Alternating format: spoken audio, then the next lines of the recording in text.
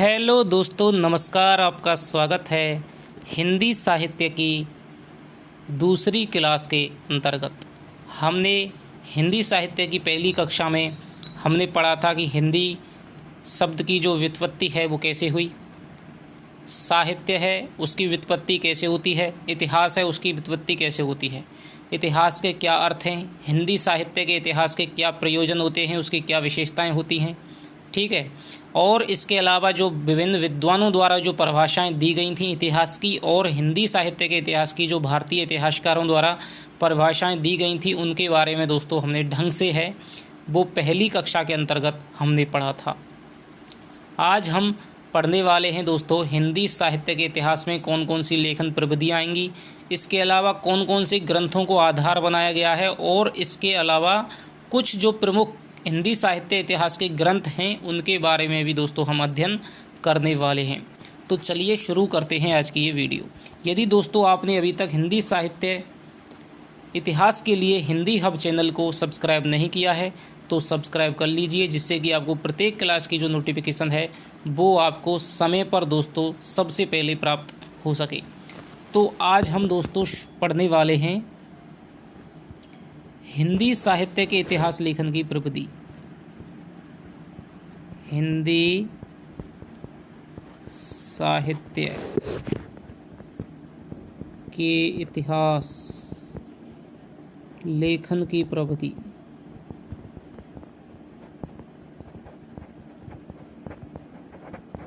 दोस्तों हमने जाना कि हिंदी साहित्य के इतिहास ग्रंथ तो बहुत लिखे गए, लेकिन वो किस किस पद्धति पर लिखे गए थे, उस पद्धति की क्या क्या विशेषताएं होती हैं, क्या क्या कमियां होती हैं, कौन सी पद्धति सर्वश्रेष्ठ है और कौन सी पद्धति है वो सबसे निम्न कोटि की पद्धति मानी जाती है। इन सब के बारे में दोस्तों बहुत बार इन पद्धतियों से एक क्वेश्चन आपका पूछा जाता है फर्स्ट ग्रेड के अंतर्गत और सेकंड ग्रेड के अंतर्गत।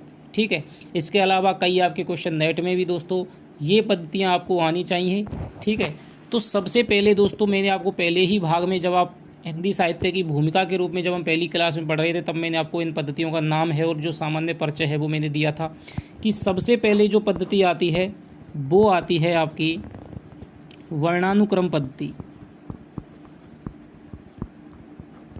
वर्णानुक्रम पद्धति। अब दोस्तों ये वर्णानुक्रम पद्धति है, ये क्या होती है? यह दोस्तों हिंदी साहित्य इतिहास के लेखन की इस प्रकार की पद्धति होती है जिसमें कवियों का जो परिचय है वो आपके वर्णमाला के अक्षर क्रम से दिया जाता है। आपने हिंदी के जो शब्दकोश देखे हों, पहले आ, फिर बड़ा आ, फिर छोटी ई, फिर बड़ी ई, इस प्रकार से उसमें जो वर्णमाला है उनमें उस प्रकार से उसमें शब्द हैं वो दिए रहते हैं। इसी प्रकार से इसमें दोस्तों सबसे पहले जिसका नाम आ पर आएगा, ठीक है, तो उस कवि का जो परिचय है वो सबसे पहले दिया जाएगा, और जिसका नाम हा पर आएगा, ठीक है, क्षेत्र ज्ञा पर आएगा, उसका नाम सबसे उसका परिचय है, उसकी रचनाओं का जो परिचय है वो सबसे बाद में दिया जाएगा। ठीक है। अब यहाँ पर तय है, के है यानी कबीर आपके पहले आ जाएंगे, तुलसी पहले आ जाएंगे। ठीक है। मैं है मीरा बाद में आएंगी, रह है रसखान बाद में आ जाएंगे, लेकिन यदि हम रसखान से पहले यहाँ पर भूषण आ जाएंगे। ठीक है। चंद्रवरदाई है, तो यहाँ पर दोस्तों जो नाम का अक्षर आपका पहले आएगा तो उस कवि का परिचय पहले आ जाएगा, चाहे वो कभी बाद में ही क्यों ना हुआ हो। जयशंकर प्रसाद का मान लीजिए यहाँ पर परिचय देना हो तो जयशंकर प्रसाद यहाँ पर पहले ही आ जाएंगे और रसखान उसके बाद में आएंगे। तो इस प्रकार की जो पद्धति है उसको दोस्तों वर्णानुक्रम पद्धति कहते हैं। जैसा कि नाम से ही स्पष्ट है यहाँ पर कि वर्णों के अनुक्रम के अनुसार जो हिंदी की जो वर्णमाला है उसके अनुसार जो परिचय दिया जाता है उसे हम वर्णानुक्रम पद्धति कहते हैं। ठीक है। अब इसके बारे में थोड़ा सा हम दोस्तों लिख लेते हैं। इस पद्धति को वर्णमाला पद्धति कहा जाता है। यदि आपसे इसका दूसरा नाम पूछे तो इस पद्धति को वर्णमाला पद्धति कहा जाता है।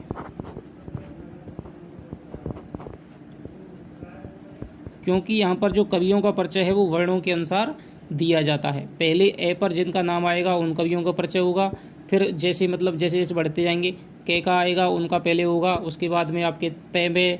ठीक है। जो जिस प्रकार से आपके अक्षर आते जाएंगे उसी प्रकार से उसी नाम वाले अक्षरों का परिचय है कवियों का दिया जाएगा। ठीक है, तो इस पद्धति को आपके वर्णमाला पद्धति भी कहा जाता है। अब दूसरी क्या विशेषता है इसमें, इसमें लेखकों या कवियों का विवरण है वो वर्णमाला के अक्षर क्रम से दिया जाता है। अब आप समझ गए होंगे कि इसमें किस प्रकार से परिचय दिया जाएगा। जिस प्रकार से हिंदी का जो शब्दकोश है, हिंदी की जो डिक्शनरी है, उसमें जिस प्रकार से आपके शब्द दिए रहते हैं, पहले आ, फिर ई, ऊ, ठीक है, कै, खे, गे, घे, उस प्रकार से इसमें कवि हैं वो आएंगे। तो इसमें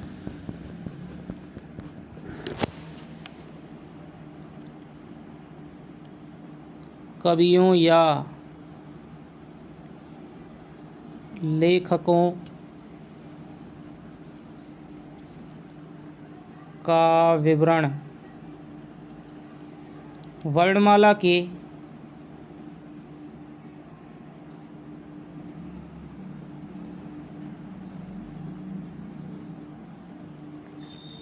अक्षर क्रम से दिया जाता है। ये तो दोस्तों इसकी सामान्य विशेषता हो गई।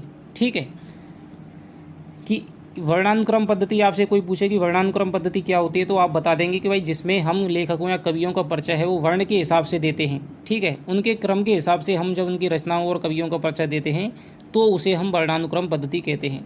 लेकिन जो यहाँ से दोस्तों क्वेश्चन बनता है वो क्वेश्चन ये बनता है कि इस पद्धति पर है वो लिखे गए इतिहास ग्रंथ कौन कौन से हैं। तो दोस्तों इस पद्धति पर 2 इतिहास ग्रंथ लिखे गए हैं। ठीक है, 2 इतिहास ग्रंथ लिखे गए हैं। सबसे पहला है आपका गारसादा तासी। आपको पता है कि गारसादा तासी ने सबसे पहले दोस्तों हिंदी साहित्य का इतिहास है वो लिखा था, गारसादा तासी। और गारसादा तासी का इतिहास ग्रंथ है वो मैं आपको लिखा दूंगा। ठीक है, द इस्तवार द लितलितुर इस्तुये एंदुये हिंदुस्तानी, इस्तवार द ला लितलेतियूर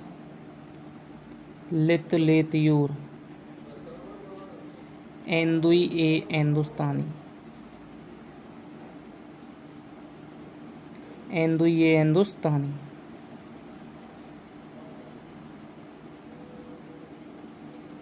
तो दोस्तों जब गारसादा तासी ने सबसे पहले इतिहास ग्रंथ लिखा था तो उस समय इतिहास लेखन की कोई भी जो विशेष पद्धतियां हैं वो उपलब्ध नहीं थी। तो इन्होंने क्या किया कि अपने इतिहास ग्रंथ में वर्णमाला के हिसाब से ही कवियों का परिचय है वो दे दिया, चाहे वो कभी बाद में पैदा हुआ हो या पहले कभी पैदा हुआ हो। तो उनके जो जन्म तिथि है उसको आधार नहीं बनाया गया, बल्कि जिस प्रकार से नामों का जो पहला अक्षर है उसके हिसाब से पहले आ वाले कवियों का, ठीक है, अर्जुन देव आएंगे, कोई भी जिसका नाम आ से शुरू होता है वो पहले आ जाएंगे, फिर बड़ा आ वाला, फिर ई वाला, फिर बड़ी ई वाला। तो इस तरह से इन्होंने अपने इतिहास ग्रंथ में वो परिचय दिया है। अब यदि हम दूसरे इतिहास ग्रंथ की बात करें तो दूसरा है आपका शिव सिंह सेंगर। शिव सिंह सेंगर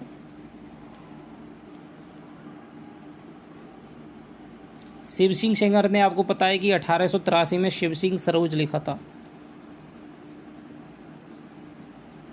तो इन्होंने भी इसी पद्धति को अपनाया। ठीक है, ये भारतीय द्वारा लिखा गया हिंदी साहित्य का पहला इतिहास है शिव सिंह सरोज। तो आपको ये भी ध्यान रखना है। ठीक है, तो 2 इतिहास ग्रंथों में दोस्तों हिंदी साहित्य की वर्णानुक्रम पद्धति को अपनाया गया है। ठीक है, ये आपको याद रखना है, सबसे पहले गारसादा तासी ने और फिर शिव सिंह सेंगर ने। तो 2 इतिहास ग्रंथों में इतिहास लेखन की वर्णानुक्रम पद्धति को अपनाया जाता है। अब दोस्तों इसमें हम इसके कुछ हम दोषों को यदि वर्णन करें कि भाई इसके दोष क्या हैं, ये पद्धति है वो आगे क्यों नहीं अपनाई गई, क्या कारण था कि ये पद्धति छोड़ दी गई, आगे ग्रियर्सन है वो आपकी कालानुक्रम पद्धति को अपनाएंगे। तो इसके जो दोष हैं दोस्तों, इसका जो अपनाने का मुख्य कारण था, इस पद्धति को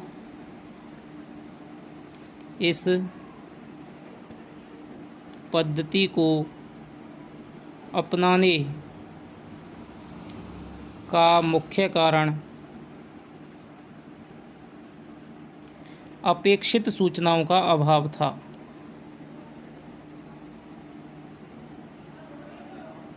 भाई गारसादा तासी ने जब लिखा था 1839 में 47 में जब आपने लिखा था, ठीक है, पहला इतिहास ग्रंथ, फिर 1883 में लिखा था शिव सिंह सेंगर ने। तो उस समय कवियों के बारे में इतनी ज़्यादा सूचनाएं नहीं थी, केवल ये पता रहता कि भाई तुलसीदास ने रामचरितमानस की रचना की है, ठीक है, इसकी रचना की है, कबीरदास ने इसकी रचना की है।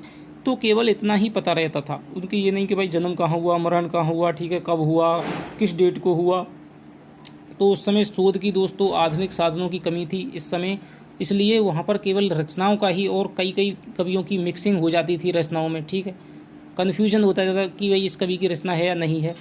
तो इस प्रकार का सूचनाओं का अभाव होने की वजह से दोस्तों इस पद्धति को अपनाया गया था, अपेक्षित सूचनाओं का अभाव था। अब दूसरी दोस्तों इसकी क्या विशेषता है, यह इतिहास लेखन की सबसे अविकसित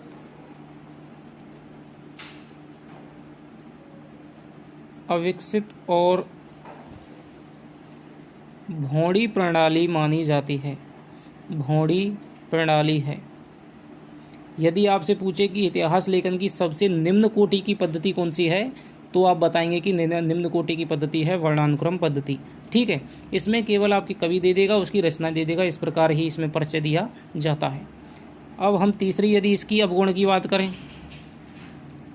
कि इस पद्धति में कि हिंदी साहित्य का जब कोई इतिहास लिखते हैं तो दोस्तों उसमें हम तत्कालीन जो सूचनाएं हैं उनका हम वर्तमान में दोस्तों विश्लेषण है वो करते हैं। इस पद्धति में उसका कोई भी दोस्तों नाम निशान नहीं मिलता है कि इतिहास में जिस काल प्रवाह का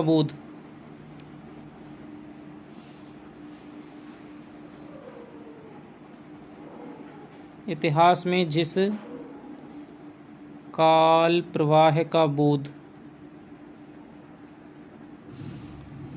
रहता है उसका इस पद्धति में नामो निशान नहीं है, उसका इस पद्धति में नामो निशान नहीं है, नामो निशान नहीं है, ठीक है। यानी कि इसमें कोई भी दोस्तों वर्तमान कवि की तत्कालीन जो कवि हैं, कबीरदास हुए या तुलसीदास हुए, किसी भी कवि की प्रवृत्तियों का वर्तमान संदर्भ में विश्लेषण नहीं मिलता है, उसका वर्तमान में दोस्तों कोई भी उसकी व्याख्या विवेचन है नहीं मिलती है। केवल वहाँ पर तुलसीदास दे दिया, उसकी रचनाएं दे दी, बस खत्म, ठीक है। ये नहीं कि भाई तुलसीदास की भक्ति भावना क्या थी, समन्वयवाद की किस प्रकार उन्होंने चेष्टा की थी, वर्तमान में तुलसीदास की क्या उपयोगिता है, इस प्रकार का कोई भी दोस्तों वर्तमान का जो बोध है वो इस प्रकार के इन दोनों ग्रंथों में नहीं मिलता है। इस पद्धति से लिखे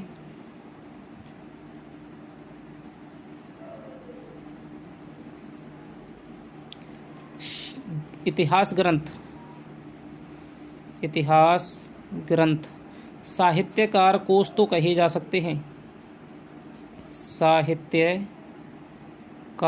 कोश तो कहे जा सकते हैं,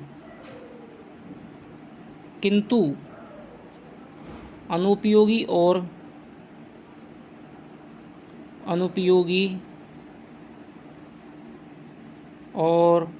दोषपूर्ण होने के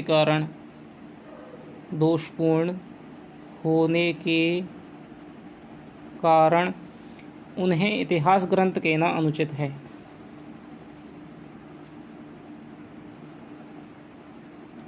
उन्हें इतिहास ग्रंथ कहना अनुचित है, इतिहास ग्रंथ कहना अनुचित है। तो दोस्तों ये आपकी बात हो गई, ठीक है, कि भाई जिस प्रकार से शब्दकोश रहता है उसमें शब्द रहते हैं, उसी प्रकार से इन इतिहास ग्रंथों में केवल कवियों और उनकी रचनाओं के नाम ही दिए गए हैं, इसलिए इन्हें साहित्यकार कोश तो कहा जा सकता है, लेकिन इन्हें इतिहास ग्रंथ हम नहीं कह सकते हैं।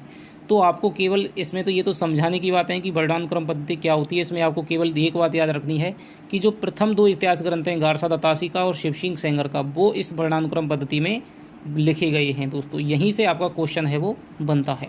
अब हम दूसरी यदि बात करें, दूसरी जो पद्धति है वो है दोस्तों आपकी कालानुक्रम पद्धति, कालानुक्रम पद्धति।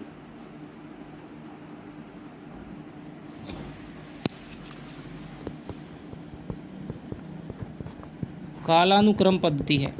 अब कालानुक्रम क्या होगी दोस्तों, जिस पद्धति में हम, यदि कोई इतिहास ग्रंथ इस पद्धति में लिखा जाएगा तो उसमें जो कवियों और लेखकों का जो विवरण है वो काल के हिसाब से दिया जाएगा। यानी कि जो कवि पहले पैदा हुआ है उसका पहले परिचय, जो कभी बाद में पैदा हुआ है उसका पीछे परिचय। यानी कि जब जब दोस्तों जन्म तिथि के आधार पर, डेट ऑफ बर्थ के आधार पर जिस पद्धति में हम कवियों का परिचय है वो देंगे तो यहाँ पर उसको हम कालानुक्रमी पद्धति कहते हैं। जबकि वर्णानुक्रम पद्धति में दोस्तों वर्णों के हिसाब से परिचय दिया जाता था, उसमें जन्म तिथि का कोई भी आधार नहीं बनाया गया था। उसमें यदि पीछे कभी हुआ है तो वो आगे आ सकता है नाम के हिसाब से, ठीक है। लेकिन कालानुक्रम पद्धति में जिसका जन्म पहले हुआ है उसका पहले परिचय मिलेगा, जिसका बाद में जन्म हुआ है उसका बाद में परिचय मिलेगा।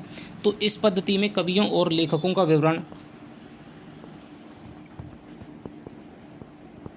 इस पद्धति में कवियों का विवरण ऐतिहासिक काल क्रमानुसार, ऐतिहासिक काल क्रमानुसार तिथि क्रम से होता है, तिथि क्रम से होता है। ठीक है दोस्तों, इसमें किसी भी कवि का जो परिचय दिया जाएगा वो इतिहास के अनुसार जिसका समय पहले है, जिसका जन्म पहले है, ठीक है, उसी हिसाब से यहाँ पर परिचय है वो दिया जाएगा। और यानी कि इसमें जन्म तिथि को आधार बनाया जाता है। अब इसके जो सबसे महत्वपूर्ण प्रश्न आता है कि इसमें भाई कौन कौन से इतिहास ग्रंथ हैं वो लिखे गए हैं। तो इस पे जो दोस्तों इतिहास ग्रंथ लिखे गए हैं वो 2 इतिहास ग्रंथ लिखे गए हैं। सबसे पहला जो इतिहास ग्रंथ है वो है जॉर्ज ग्रियर्सन, जॉर्ज ग्रियर्सन। यदि आपसे पूछे कि भाई हिंदी साहित्य में पहली बार कालानुक्रमी पद्धति का प्रयोग है वो किसने किया था, तो जॉर्ज ग्रियर्सन ने किया था। इन्होंने 1888 में दोस्तों the modern vernacular literature of northern Hindustan नाम से हिंदी साहित्य का इतिहास है वो पहली बार कालानुक्रमी पद्धति में लिखा था। तो सबसे पहले प्रयोक्ता हैं ये आप थोड़ा सा समझ ही जाएंगे। तो इनका जो इतिहास ग्रंथ है वो है द मॉडर्न वर्नाक्यूलर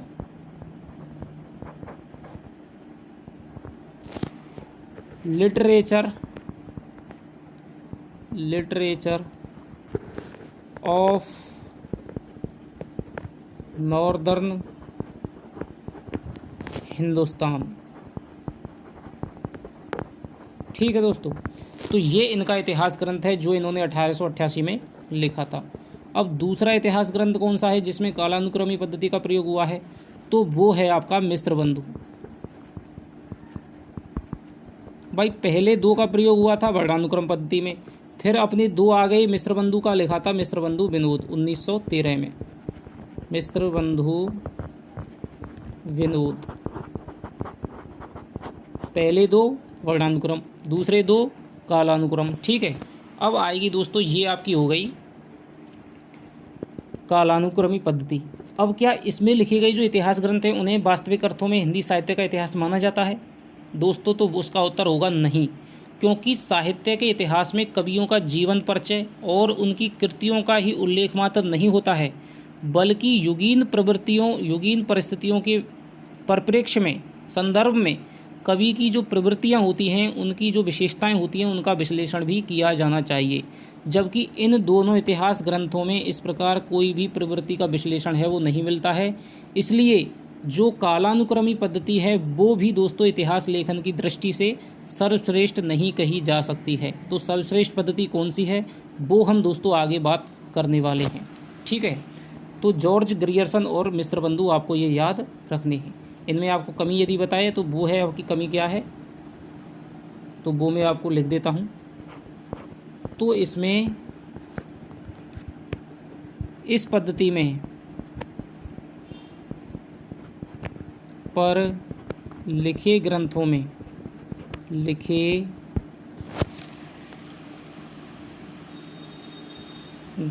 में कवियों की लिखे ग्रंथों में युगीन परिस्थितियों में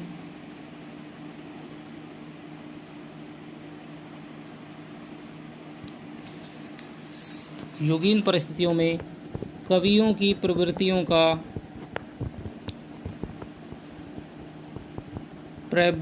का विश्लेषण नहीं मिलता है,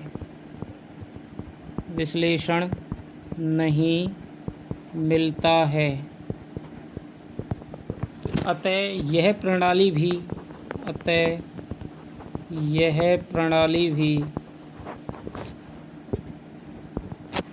इतिहास लेखन के लिए विशेष उपयोगी नहीं है।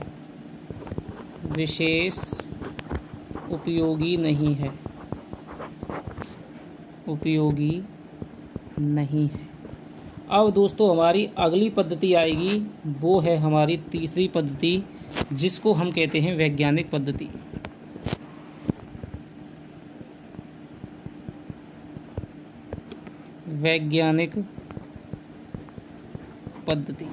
ठीक है, तो वैज्ञानिक पद्धति क्या होती है? तो दोस्तों इस पद्धति में जो इतिहासकार है वो तटस्थ रह करके तथ्यों का संकलन करता है, ठीक है, और उन्हें क्रमबद्ध और व्यवस्थित रूप में जमाता है। आपको पता है कि विज्ञान की परिभाषा भी यही होता है कि प्रकृति से प्राप्त ज्ञान जिससे हमें क्रमबद्ध और सुव्यवस्थित रूप में हमें ज्ञान प्राप्त होता है, उसे ही हम विज्ञान कहते हैं, ठीक है। तो इसमें भी दोस्तों तथ्यों को है वो क्रमबद्ध रूप में जमाया जाता है। जैसे कि कालानुक्रमी पद्धति में तो दोस्तों आपका रचनाओं और रचनाकारों का कालक्रम के अनुसार है वो वर्णन किया जाता है, लेकिन इसमें तुलसीदास, ठीक है, उनका जन्म कब हुआ था, ठीक है, उनके पिता का क्या नाम था, माता का क्या नाम था, पत्नी का क्या नाम था, उनकी ये रचनाएं थी, इनका ये रचनाकाल है, ठीक है। तो इसमें तथ्यों को ही दोस्तों महत्वता प्रदान की जाती है, बल्कि उन तथ्यों का जो व्याख्या और विश्लेषण है वो इसमें नहीं किया जाता है, ठीक है। यहाँ पर केवल तथ्यों को ही महत्वता दी जाती है, उनका ही प्रधानता है वो तथ्यों को दी जाती है, जबकि उनका विश्लेषण और व्याख्या है वो नहीं की जाती है। कि तुलसीदास की सब विशेषताएं क्या हो गई, तुलसीदास की भक्ति भावना हो गई, तुलसीदास की समन्वय भावना हो गई, तुलसीदास ने ये किया वो किया, ठीक है, लेकिन भक्ति भावना क्या थी, किस प्रकार से उन्होंने की, इस प्रकार का इसमें बिल्कुल भी अभाव है। युगीन प्रवृत्तियों के संदर्भ में कोई भी विश्लेषण इसमें नहीं मिलता है, केवल तथ्यों को ही इसमें महत्ता प्रदान की जाती है। तो ये इसमें दोस्तों कालानुक्रमी पद्धति में और वैज्ञानिक पद्धति में ये अंतर हो गया कि कालानुक्रमी में तो कवियों और रचनाकारों का जन्म काल के अनुसार है वो तालिका प्रस्तुत की जाती है, लेकिन वैज्ञानिक पद्धति में तथ्यों को प्रस्तुत किया जाता है, लेकिन उनकी व्याख्या और विश्लेषण नहीं किया जाता है। तो ये पद्धति भी पूर्ण रूप से सही नहीं है इतिहास लेखन के लिए। तो इसमें आप लिखेंगे कि इस पद्धति में इतिहासकार तटस्थ रहकर तथ्यों का संकलन करता है तथा उन्हें क्रमबद्ध एवं व्यवस्थित रूप में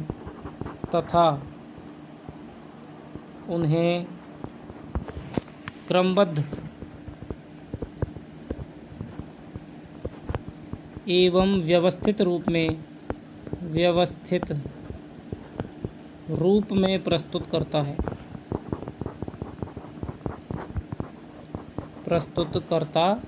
है। तो इसमें दोस्तों तथ्यों को ही विशेष रूप में यहाँ पर फोकस किया जाता है और उनको क्रमबद्ध रूप में तालिका स्वरूप में प्रस्तुत किया जाता है।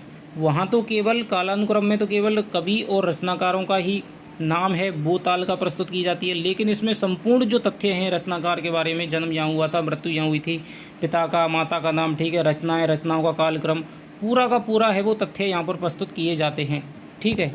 यानी कि ये आपसे पूछा जाए कि कौन सी ऐसी जो प्रणाली है, कौन सी ऐसी पद्धति है जिसमें तथ्यों को सर्वाधिक महत्ता प्रदान की जाती है, तो वो है आपकी वैज्ञानिक पद्धति, ठीक है। तो इसमें कालानुक्रम से प्रस्तुत करता है। अब इससे दोस्तों इस पद्धति में क्या प्रभाव पड़ता है? तो इस पद्धति में इतिहास के लिए जो कच्ची सामग्री है उसका निर्माण होता है। यदि आगे के इतिहास ग्रंथों में बात करें, यदि मान लीजिए हमको इतिहास ग्रंथ लिखें तो उसके लिए कच्ची सामग्री का वो चाहिए कि भाई इनका जन्म कहाँ हुआ था, ठीक है, इनकी मृत्यु कहाँ हुई थी। तो इस प्रकार का जो इतिहास ग्रंथ है वो आपके कच्ची सामग्री प्रदान करेगा परवर्ती इतिहासकारों के लिए, ठीक है।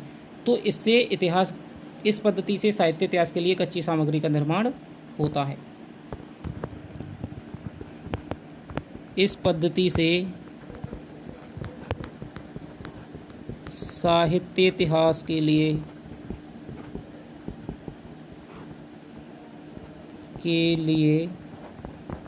कच्ची सामग्री का निर्माण होता है।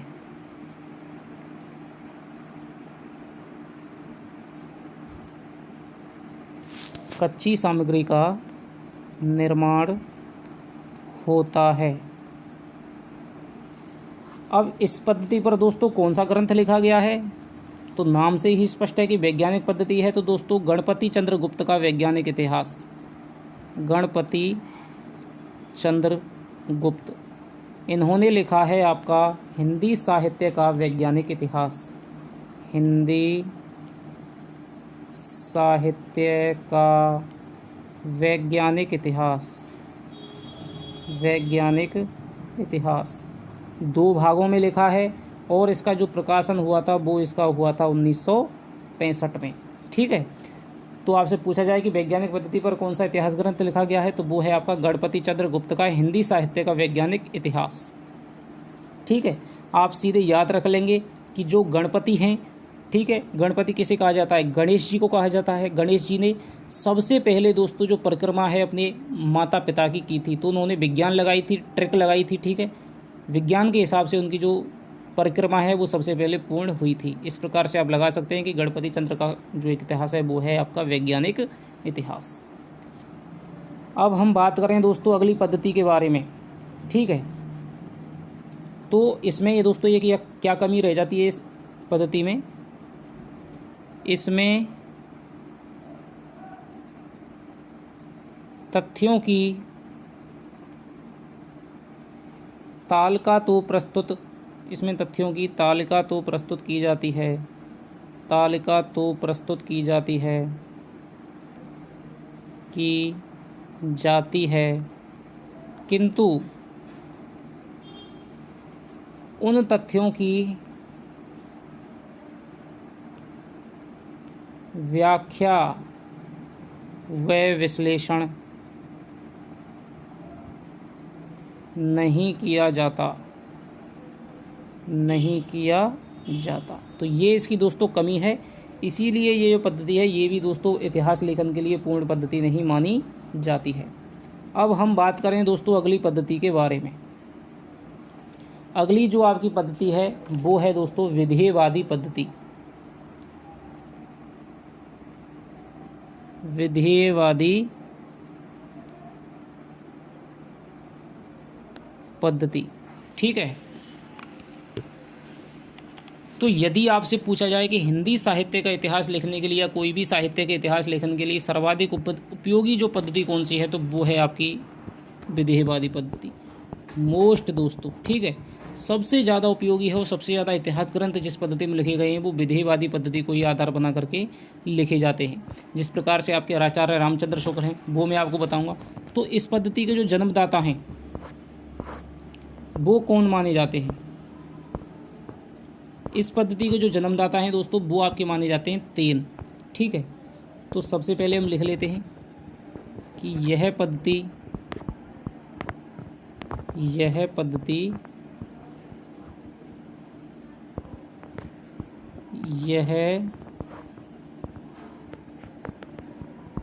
पद्धति इतिहास लेखन की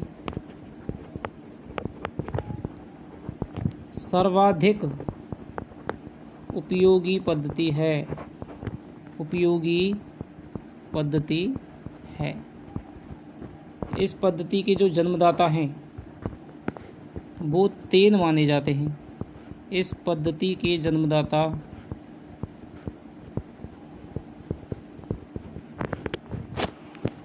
3 माने जाते हैं, 3 माने जाते हैं। और इन्हीं 3 ने दोस्तों इस पद्धति में 3 बातों का जिक्र किया है, वो है आपके जाति, वातावरण और क्षण विशेष, जो मैं आपको पहली कक्षा में बता चुका हूँ कि इन्होंने साहित्य इतिहास के इन्होंने 3 तत्वों को प्रधानता दी है, वो है जाति, वातावरण और क्षण विशेष। इन्होंने कहा है कि भाई कोई भी हम इतिहास का ग्रंथ लिखें तो उसमें हमें जातीय परंपराओं, तत्कालीन वातावरण और उस समय की सामयिक परिस्थितियों को हमें विशेष रूप से ध्यान रखना चाहिए। ठीक है। अब हिंदी साहित्य में इसके जन्मदाता कौन माने जाते हैं? तो हिंदी साहित्य में विधेयवादी पद्धति के जन्मदाता, विधेयवादी पद्धति के जन्मदाता आचार्य रामचंद्र शुक्ल माने जाते हैं। सबसे पहले दोस्तों हिंदी साहित्य में यदि किसी ने विधेयवादी पद्धति को आधार बना करके हिंदी साहित्य का इतिहास लिखा तो वो आचार्य रामचंद्र शुक्ल हैं। इसी कारण इनका जो इतिहास ग्रंथ है वो सर्वाधिक प्रमाणिक और सर्वाधिक मान्य और सबसे ज़्यादा महत्वपूर्ण माना जाता है। तो इन्होंने लिखा था दोस्तों आपका 1929 में हिंदी साहित्य का इतिहास, हिंदी साहित्य का इतिहास 1929 में लिखा था शुक्ल ने। ठीक है, शुक्ल। तो इसमें उन्होंने विधेयवादी पद्धति का प्रयोग है किया था।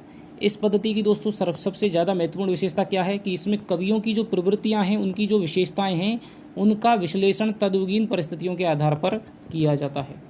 ये भी बात हम लिख लेते हैं। इस पद्धति में कवियों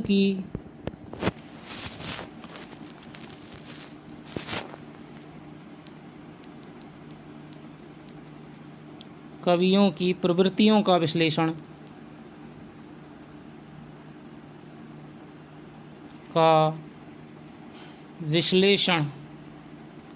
तद्युगीन परिस्थितियों के आधार पर किया जाता है।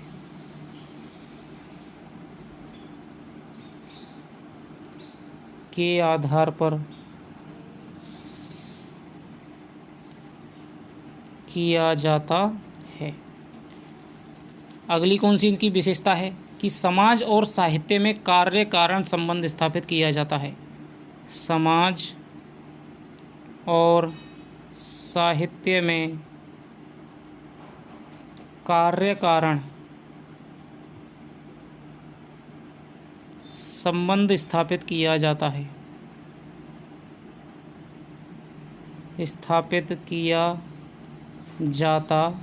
है, ठीक है दोस्तों।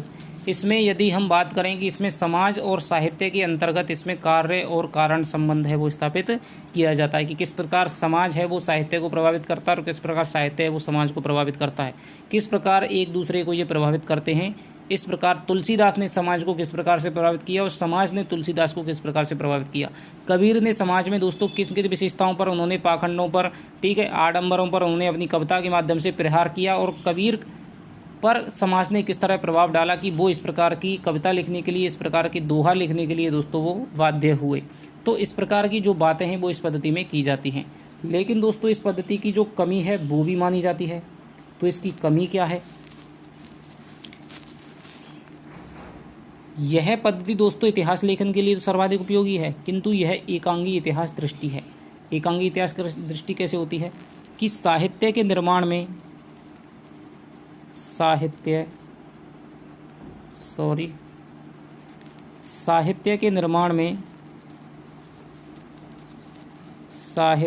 के निर्माण में परंपरा का योगदान रहता है, योगदान रहता है। यह पद्धति परंपरा का मूल्यांकन नहीं कर पाती है। यह पद्धति परंपरा का मूल्यांकन नहीं कर पाती है,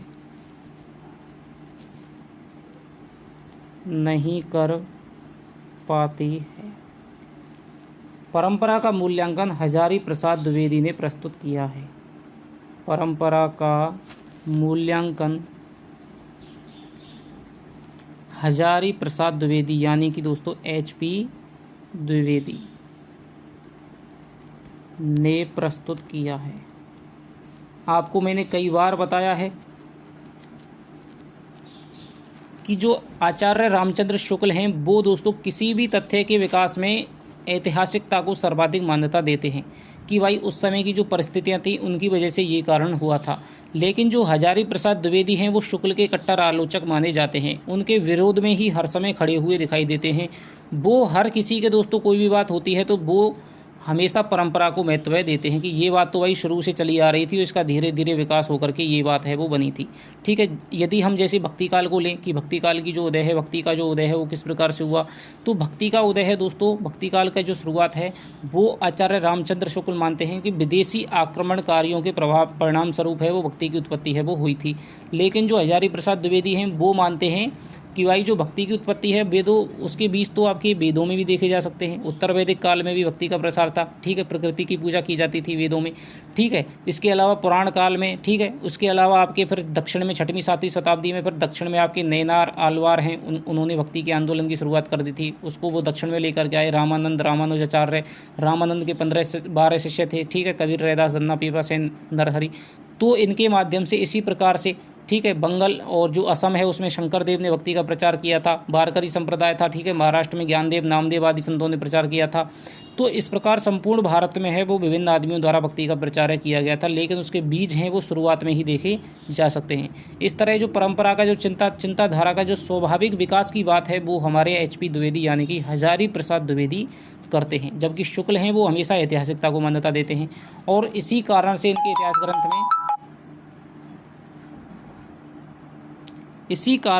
इतिहास ग्रंथ में है वो आपके परंपरा को ही ज़्यादा महत्व नहीं दिया गया है। ठीक है, और उसका परंपरा को सबसे ज़्यादा महत्व दिया है वो है आपके HP द्विवेदी ने। तो दोस्तों अब अगली जो पद्धति है उसके बारे में हम बात करते हैं। अगली जो पद्धति है वो है आपकी समाज शास्त्रीय पद्धति। ठीक है, मुख्य पद्धतियाँ तो यही हैं, लेकिन एक पद्धति और मानी जाती है समाज शास्त्रीय पद्धति। ठीक है, तो समाजशास्त्रीय पद्धति क्या है?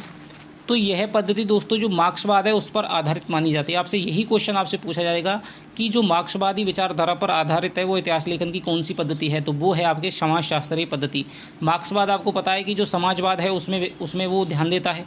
ठीक है, उस पर वो जोर देता है कि जो शोषक है शोषित है बराबर होना चाहिए। ठीक है, संपत्ति के साधनों पर, विकास के साधनों पर सभी का अधिकार होना चाहिए, मजदूरों को, किसानों को, ठीक है, दलितों को वो प्रधानता देता है। तो यह पद्धति मार्क्सवादी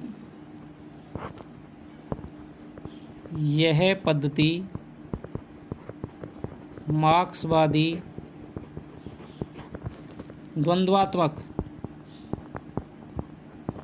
भौतिकवाद के सिद्धांत पर आधारित है।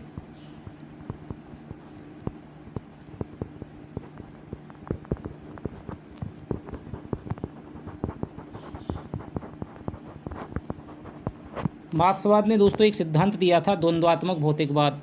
ठीक है, BA में शायद आप सभी ने पढ़ा होगा कि पॉलिटिकल में जब हम पढ़ते हैं वैश्विक जो विचारक हैं राजनीति के, तो वहाँ पर हमारा मार्क्स है वो आते हैं कार्ल मार्क्स। उन्होंने एक सिद्धांत दिया था द्वंद्वात्मक भौतिकवाद। तो ये द्वंद्वात्मक भौतिकवाद के सिद्धांत पर दोस्तों आधारित होती है। ठीक है, और दूसरी क्या विशेषता है इस पद्धति की? इतिहासकार का कर्तव्य साहित्य के अंतर्निहित तत्वों का उद्घाटन कर उसकी मूल प्रेरणा का विश्लेषण और जनहित की कसौटी पर उसका मूल्यांकन करता है। तो यह पद्धति है वो मूल्यांकन की दृष्टि से उपयोगी है। यह पद्धति मूल्यांकन की दृष्टि से उपयोगी है। मूल्यांकन की दृष्टि से उपयोगी है। ठीक है, यदि हमें साहित्य का मूल्यांकन दोस्तों करना है, उसका विवेचन हमें करना है, तो सबसे ज़्यादा जो उपयोगी पद्धति मानी जाती है वो है समाजशास्त्रीय पद्धति। यदि आपसे केवल यूँ पूछा जाए कि साहित्य इतिहास लेखन की सर्वाधिक श्रेष्ठ पद्धति कौन सी है, सर्वश्रेष्ठ पद्धति कौन सी है, तो वो है आपकी विधेयवादी पद्धति मानी जाती है। लेकिन यदि आपसे ये पूछा जाए कि जो मूल्यांकन की दृष्टि से साहित्य की जो सर्वाधिक इतिहास के लेखन की पद्धति कौन सी मानी जाती है, तो वो है आपकी समाजशास्त्रीय पद्धति, दृष्टि से उपयोगी है। तो ये दोस्तों आपकी पद्धतियाँ हो गई। यदि हम कहें कि भाई अब इसमें से हमें ऐसी कौन सी पद्धति का निर्माण है वो करना चाहिए, तो जो सर्वाधिक उपयोगी हो, जिसमें कोई भी कमी ना हो, तो दोस्तों इससे निष्कर्ष ये निकलता है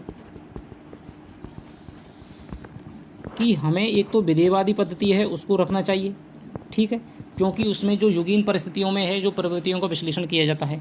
इसके अलावा उसकी जो कमी है दोस्तों परंपरा, तो उसमें हमें द्विवेदी जी की परंपरा को शामिल करना चाहिए। और इसके अलावा साहित्य का जो मूल्यांकन करने की जो समाजशास्त्रीय पद्धति है उसको भी दोस्तों हमें, यदि हम इन तीनों पद्धतियों का एक साथ सम्मिलित प्रयोग करेंगे तो फिर हम एक संतुलित और बेहतर हिंदी साहित्य के इतिहास का निर्माण कर सकते हैं। तो विधेयवादी,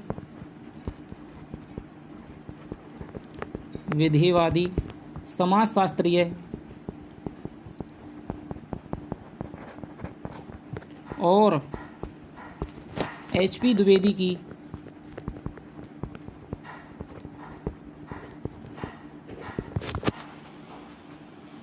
परंपरा पद्धति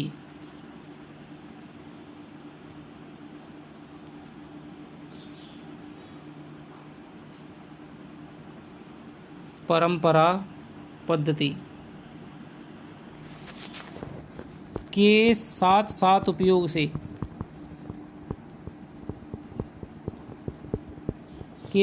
उपयोग से समग्र और संतुलित साहित्य का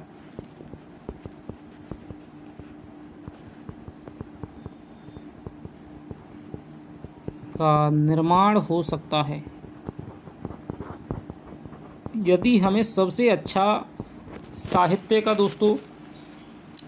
इतिहास का निर्माण करना है तो हमें विधेयवादी पद्धति को अपनाना होगा, समाजशास्त्रीय पद्धति को अपनाना होगा, ठीक है। और हजारी प्रसाद द्विवेदी की जो परंपरा को महत्व देने की जो बात है, सांस्कृतिक चिंताधारा का स्वाभाविक विकास की जो बात हजारी प्रसाद द्विवेदी करते हैं उसको भी हमें शामिल करना होगा, ठीक है।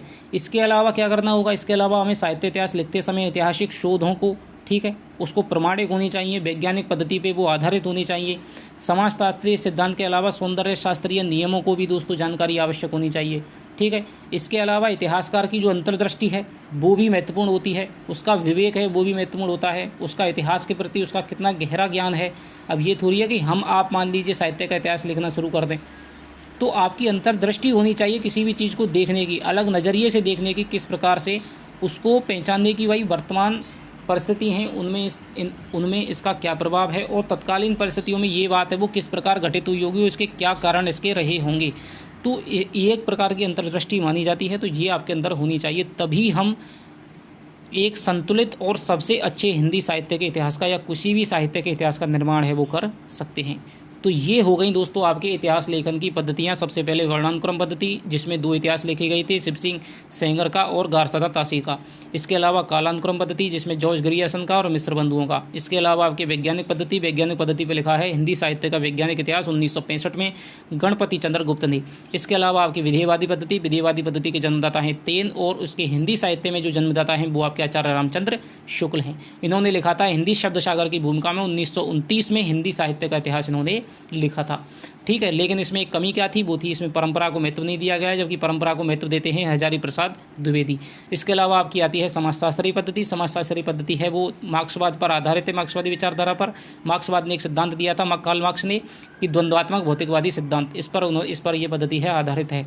इस पद्धति में है वो साहित्य का मूल्यांकन है वो विशेष रूप से किया जाता है, इसलिए साहित्य के मूल्यांकन की दृष्टि से यह पद्धति सर्वाधिक उपयोगी है। इसके अलावा निष्कर्ष में दोस्तों हम क्या बात निकालते हैं, यदि हमें समग्र और संतुलित साहित्य का निर्माण करना है तो फिर हमें विधेयवादी पद्धति, समाजशास्त्रीय पद्धति और हजारी प्रसाद द्विवेदी की परंपरा को महत्व देने वाली पद्धति का साथ साथ में दोस्तों प्रयोग करना होगा, तभी हम एक समग्र और सबसे अच्छे हिंदी साहित्य के इतिहास का निर्माण कर सकते हैं, ठीक है।